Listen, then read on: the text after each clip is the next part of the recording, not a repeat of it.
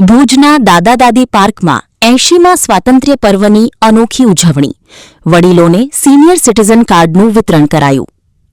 ભુજ ખાતે આવેલા દાદા દાદી પાર્ક ખાતે 15 ઓગસ્ટના પાવન પર્વે અખિલ કચ્છ રાજગોર મહાસભાના નેજા હેઠળ વડીલો માટે વિશેષ કાર્યક્રમનું આયોજન કરવામાં આવ્યું હતું. આ પ્રસંગે રાજગોર મહાસભાના પ્રમુખ ભરતભાઈ ગોરની ઉપસ્થિતિમાં આશરે 50 જેટલા વડીલોને સિનિયર સિટીઝન કાર્ડ એનાયત કરવામાં આવ્યા હતા, જેનાથી તેમને સરકારી કલ્યાણકારી યોજનાઓ અને વિવિધ સહાયનો તાત્કાલિક લાભ મળી શકશે.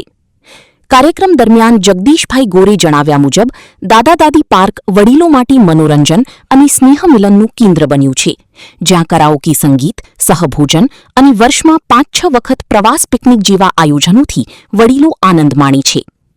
આ પ્રસંગે Bhuj E division police inspector નકુમે પણ ખાસ હાજરી આપી પોલીસ પ્રજા સંકલન અંગે ઉપયોગી માર્ગદર્શન પૂરું પાડ્યું હતું.